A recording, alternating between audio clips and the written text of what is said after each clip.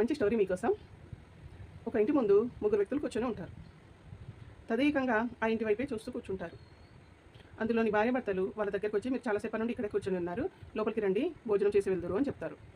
అప్పుడు ఆ ముగ్గురు వ్యక్తుల్లో ఒకరు, మేము ముగ్గురము రాలేము, ధనము, విజయము, ప్రేమ, మాలోని ఎవరినైనా ఒకరినే తీసుకువెళ్ళండి మీ వెంట అని అంటారు.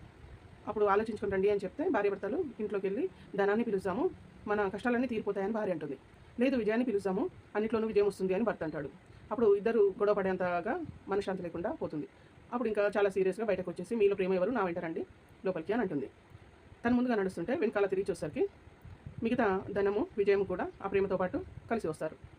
అప్పుడు తను అడుగుతుంది, మీలో ఎవరైనా ఒకరిమే వస్తారు కదా, ఇదేంటి ముగ్గురు వస్తున్నారు అని అడుగుతుంది ఆశ్చర్యంగా. ధనం లేదా విజయం, వీరిలో ఒకరిని పిలిస్తే ఒకరిమే వచ్చేవాళ్ళం, కానీ మీరు అవి రెండు కాకుండా ప్రేమని అడిగారు కదా, ప్రేమను పిలిచారు కాబట్టి ప్రేమ ఎక్కడ ఉంటే ధనము, విజయం కూడా అక్కడే ఉంటుంది అని చెబుతారు.